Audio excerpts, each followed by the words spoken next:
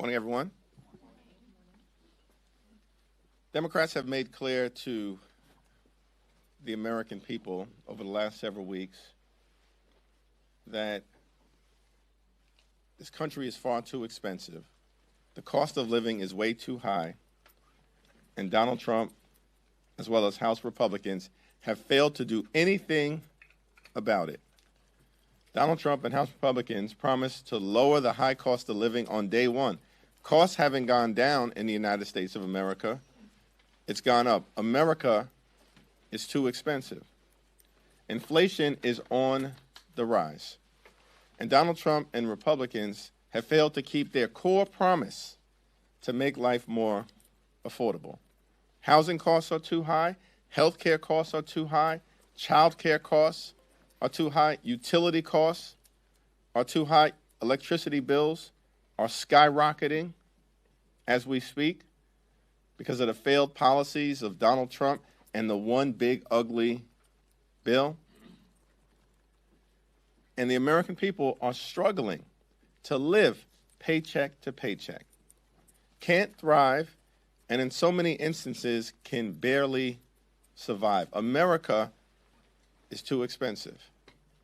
Republicans have broken our healthcare system and unleashed the unfortunate and painful reality that millions of Americans are about to experience dramatic increases in their healthcare premiums, copays, and deductibles.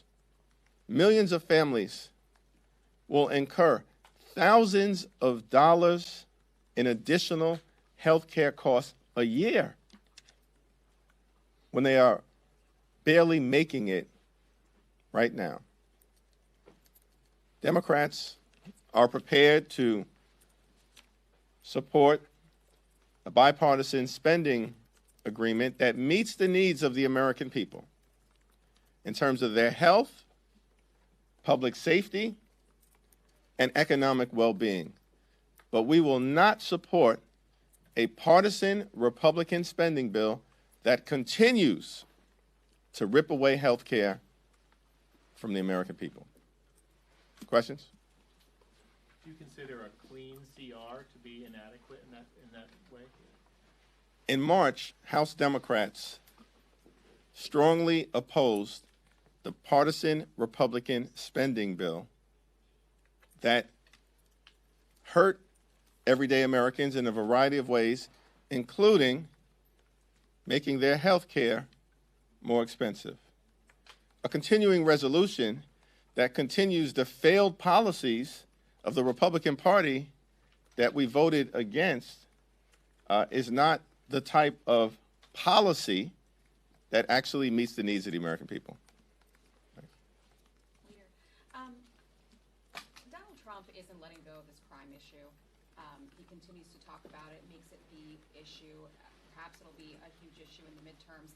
Some new AP polling came out that showed that 68%, the majority of Democrats in large cities like New York, say that crime is a problem.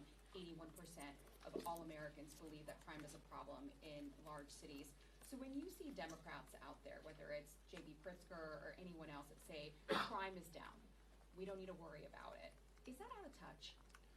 I think Governor Pritzker is doing a tremendous job on behalf of the people in the great state of Illinois and is committed to continuing to drive crime down in Chicago, as Democrats are committed to driving crime down all across the United States of America. I mentioned that as House Democrats, we are prepared to support a bipartisan spending bill that meets the needs of the American people with a focus on three areas: their economic well-being, public safety, and health care. And in terms of public safety, we actually support restoring grants for local law enforcement that Donald Trump and House Republicans have cut. If they're serious about continuing to strengthen the relationship between the police and the community and driving crime down, then Republicans should be prepared, in the context of this spending agreement that we are in the process of dealing with, to restore grants to support local police departments that they themselves have cut. Are there any crime bills in the 13 that are being marked up today that you would support? I haven't taken a look at those crime bills, but if they're going to be partisan messaging bills designed to distract from the fact that Republicans have now realized that their one big ugly bill is a complete and total disaster, and so they want to change the name of the one big ugly bill and change the conversation, then no, Democrats are not going to support partisan bills that are simply designed to distract the American people from the fact that Republican policies under Donald Trump and House Republicans have been a complete and total failure. And the American people now clearly know it, which is why the Republicans are in a panic, trying to gerrymander maps all over the country and rebrand their one big ugly bill because it is so deeply unpopular throughout the land. Thanks. Former Vice President Kamala Harris wrote in a book excerpt that's out this morning that the decision for President Joe Biden to drop out should have been more than a personal decision. Do you agree with that sentiment? Is it helpful for her to continue to talk about this after the fact? I haven't read the excerpt. I look forward to reading the book in its entirety, so I'm not in a position to comment, having not read the excerpt and certainly not having read the book. Joe Biden made the correct decision not to seek re-election. Thank you, Mr. Leader. A growing number of House Democrats are expressing support for certain provisions in Trump's budget bill, whether that's no taxes on tips or World Cup funding or funding nuclear radiation funds. Would you encourage members to continue touting some of these provisions, and does it at all muddy the What budget bill? Of, I'm sorry? I'm sorry, what budget bill, just for clarity, are you talking about? Are you talking about the one big ugly bill or what has been proposed? Yes, the Moving forward. One big ugly bill, does that muddy the messaging that you have on there if some members in your party are touting some of those provisions? No. I'm wondering if you could weigh in on the Walkinshaw victory and what it means for margins in the House, and depending upon when he's sworn in, negotiations over the next few weeks. Well, we look forward to Representative-elect Walkinshaw being sworn in later on this evening. We welcomed him to the Democratic whip meeting this morning. It's another data point in a series of special elections where Democrats have consistently overperformed. James won that district by 50 points,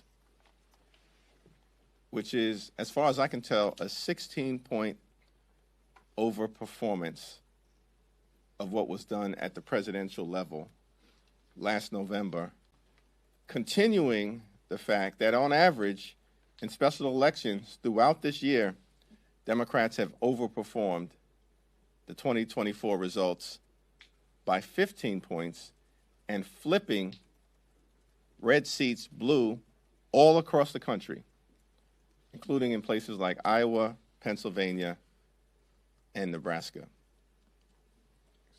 Go to the back. Is the no endorsement of the New York City mayoral race an indication at all of what leadership might do in other primaries if an outside candidate wins, say, an Abdul El Said in Michigan?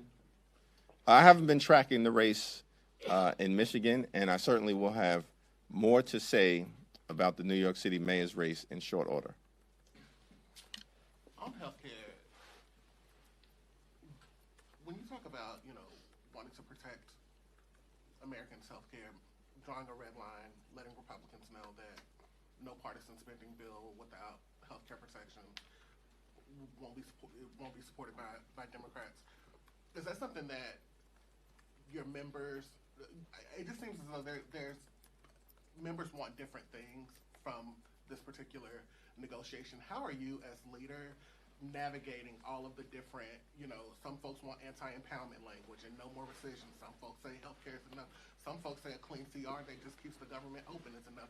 How are you, given what happened in March, given, the Senate considerations, kind of from your perspective as we stand on September 10th, how are you thinking about your conversations, not just with Republicans on the other side of the aisle, but Democrats in your own caucus and Schumer? Just give us some insight into how you're approaching it. We look forward to our conversation with Leader Schumer and Democratic leaders in the Senate later on this afternoon as we enter into a more intense phase around the spending showdown in advance of the end of the fiscal year.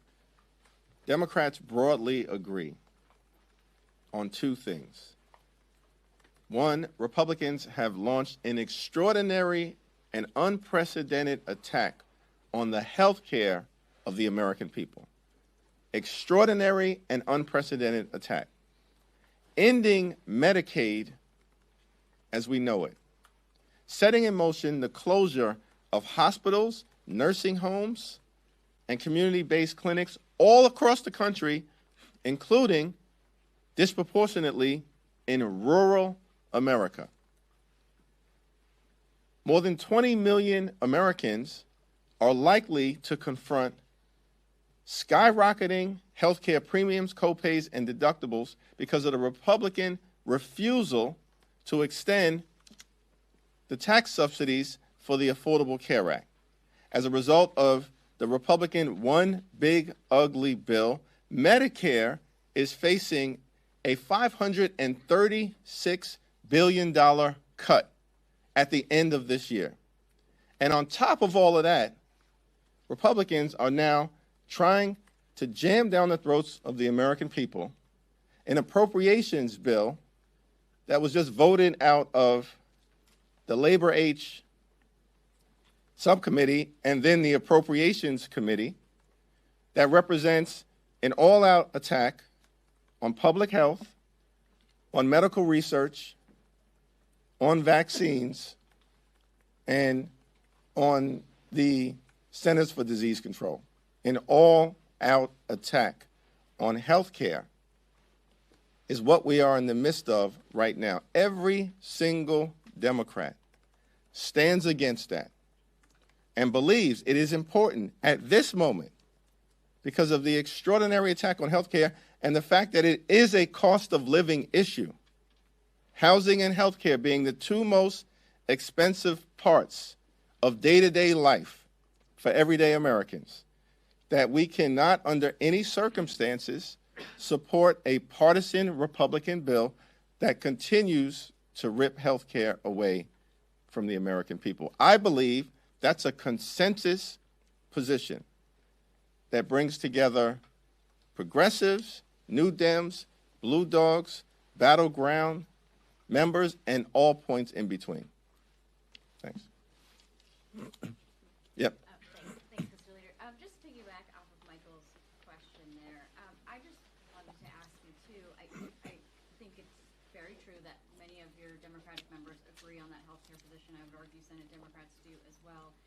However, there's still a lot of members within your caucus who just want to use this moment of funding as a fight. They really just want to see more energy there. And I know Republicans over on the House side may not need Democratic votes here. There's a lot of mistrust, it seems, with a lot of House Democrats, with Senate Democrats. They want to see the Senate react in a way that's very different from March. I know you have that meeting, you mentioned it today. But how are you trying to assuage even those concerns, that eagerness from a lot of members? Well, we look forward to our meeting later on this afternoon, which is part of a continuing series of meetings that we've held with Leader Schumer and Senate Democrats over the last several months. And I expect that coming out of the meeting, you'll continue to see a strong and unified position. Every single Democrat in the House and the Senate voted against the Republican one big ugly bill. Why? Because the one big ugly bill hurt everyday Americans in order to reward their billionaire donors. The one big ugly bill ripped away health care from millions of Americans, stole food from the mouths of hungry children, seniors, and veterans, and all of it was done to reward their billionaire donors with massive tax breaks. It's the reason why the one big ugly bill is so deeply unpopular, and Donald Trump, who supposedly is the king of branding, has walked away from his own branding. Every single Democrat in the House and the Senate voted against that one big ugly bill, and we will continue to speak out against it. And Republicans are now hiding under a rock. They're in the witness protection program as it relates to their signature piece of legislation. And so I believe that all of us are ready to continue the fight. And healthcare being right at the top of that list. But the fight, of course, is about all of the things, all of the extremism, the parade of horribles that Donald Trump has unleashed on the American people and their failed promises to make life more affordable. Mr. Leader, just on foreign affairs, just really quickly want to get your reaction to this Israeli strike in Doha, if you've had any briefings about that, any concerns, and also this incident with Poland shooting down a Russian drone. America's falling apart, and as we now see all across the world, things are falling apart on the global stage because there's an absence of leadership coming from the Republican Party, an absence of leadership from Donald Trump, and cult-like behavior from House Republicans who simply rubber stamp this extreme, failed agenda. In terms of the Middle East, what we need to do is simple. Hostages need to be freed. Humanitarian assistance needs to be surged into Gaza immediately and continuously so that we can alleviate the humanitarian crisis in Gaza, which is unconscionable. And then, of course, we need to find a clear path to a just and lasting peace, which means restoring the ceasefire that has been broken on Donald Trump's watch. Donald Trump inherited a ceasefire from President Biden that he supposedly supported, and it's been broken on Donald Trump's watch. We need to stand by our ally in Poland, a NATO nation, and an attack on one of us, pursuant to Article 5, is an attack on all of us. We need to stand by Poland. At what point will Donald Trump come to the conclusion that Vladimir Putin is not a friend of the United States?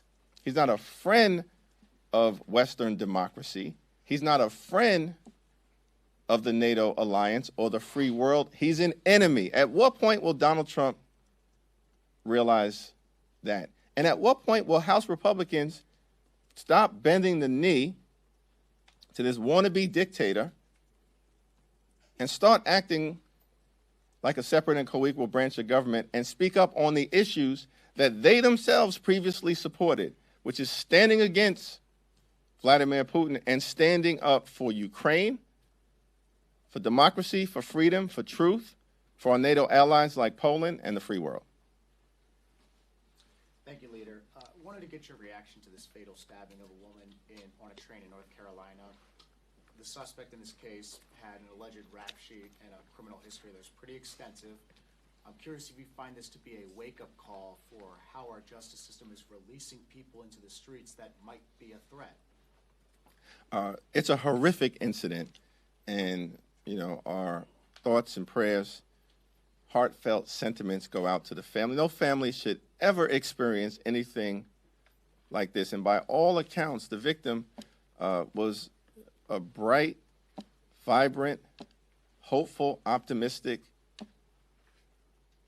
person who was contributing to her community in Charlotte, and the sky was going to be the limit in terms of what her life would be like and how she was going to benefit others by continuing to shine brightly. It's a horrific situation, and we should continue to examine thoughtful and decisive ways to drive down crime in the United States of America.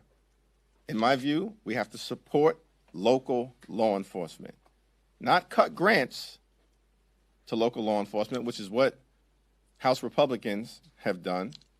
Support local law enforcement, decisively surge resources into addressing mental illness, make sure we can get as many dangerous weapons off the street as possible, and find new and creative ways to secure the safety of the American people who take mass transportation. I grew up in Brooklyn taking mass transportation, beginning in the 6th grade. That's what people in New York do. There are no buses going back and forth to school. Beginning in the 6th grade, children taking trains, as I did, or buses to get back and forth to school. Children, that's what we do in New York City. So this is a personal issue. We definitely need to continue to do everything we can to safely secure the American people, but certainly to secure the American people who rely upon mass transportation to get to and from work, home, houses of worship, and beyond. Thank you. Curtailing off of that topic of Irina Zarutska, who was tragically and horrifically murdered, I'm curious, it seems that it could have been completely preventable because this man who murdered her was arrested and released about 14 times. He had a mile-long rap sheet because of soft-on-crime Democrat policies, it seems.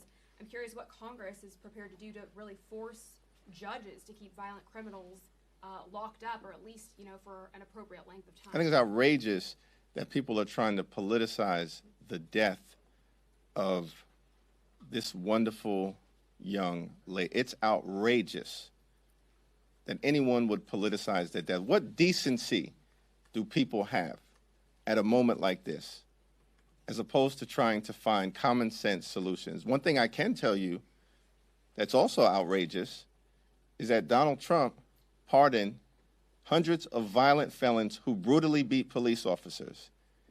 And the soft-on-crime Republican policy inherent in pardoning violent felons has resulted in people all across America subsequently being violently victimized by those January 6 violent felons who were released back into communities all across America. That's soft-on-crime Republican policies. How dare people try to politicize this tragedy right now?